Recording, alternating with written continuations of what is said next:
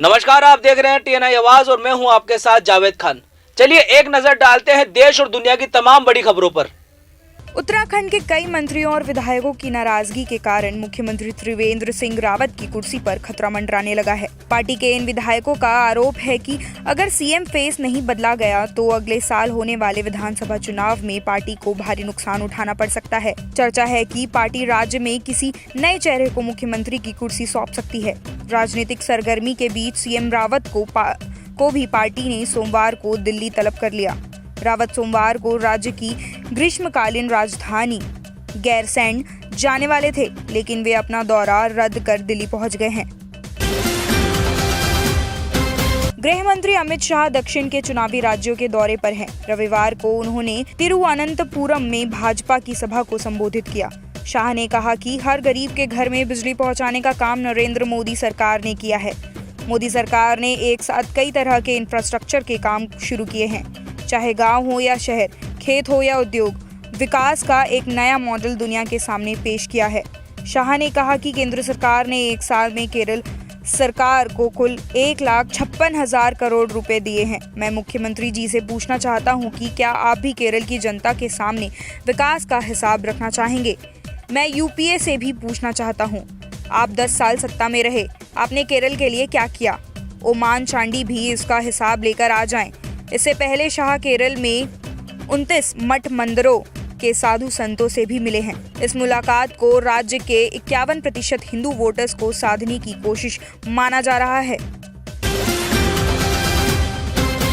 पश्चिम बंगाल विधानसभा चुनाव में इस बार सबसे चर्चित सीट नंदीग्राम रहेगी।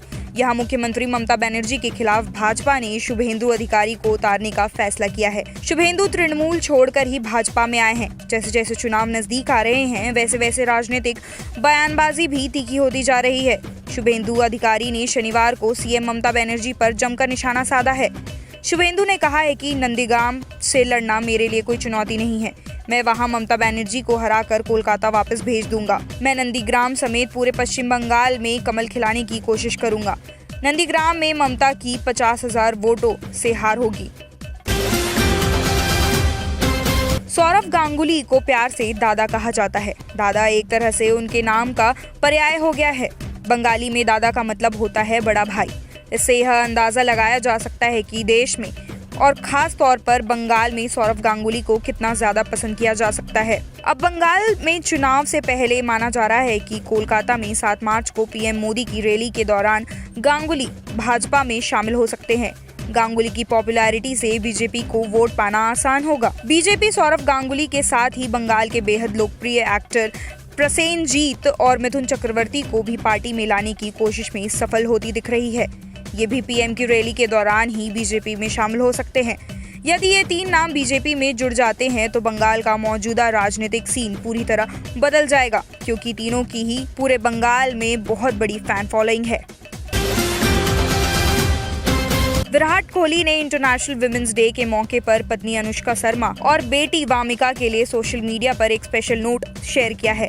इस नोट के साथ विराट ने अपनी पत्नी और बेटी की एक फोटो भी शेयर की है। साथ ही विराट ने दुनिया भर की महिलाओं को विमेंस डे पर विश भी किया है। पुरुषों की तुलना में बहुत ज्यादा स्ट्रॉन्ग होती है महिलाएं, ये कहा है विराट ने। अनुष्का वामिका की फोटो शेयर कर विराट ने लिखा, बच्चे का जन्म होते देखना सबसे ज्यादा चैलेंजिंग होता है।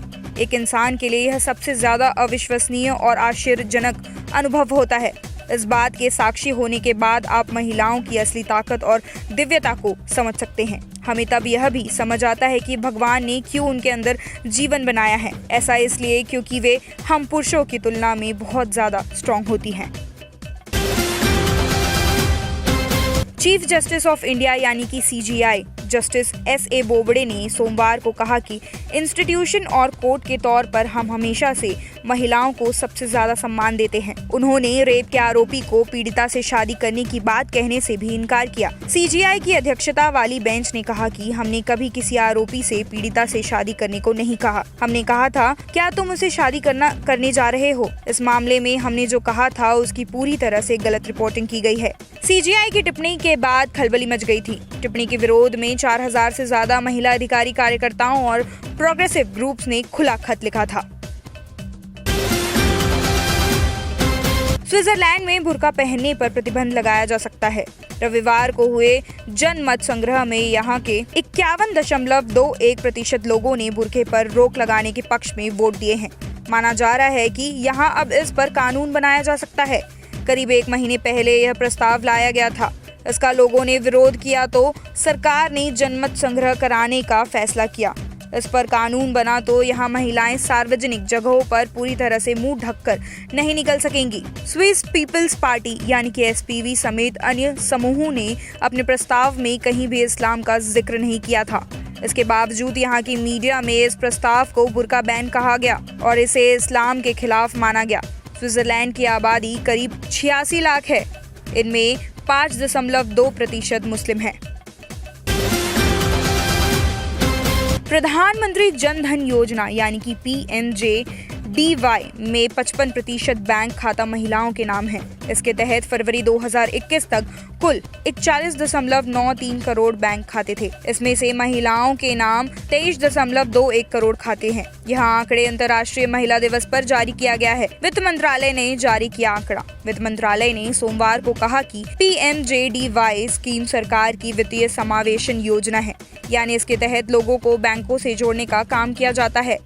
लोग बैंकिंग को समझें और अपनी बचत करें। वित्त मंत्रालय ने कहा कि इन योजनाओं से महिलाओं के आर्थिक रूप को और भी मजबूती मिलेगी। वे अपने उद्यमी बनने के सपने को पूरा करने के लिए आगे बढ़ रही हैं। फिलहाल TNI एक्सप्रेस में सिर्फ इतना ही। देश और दुनिया की तमाम खबरों के लिए आप देखते रहिए TNI आवाज, आपकी आवाज के साथ।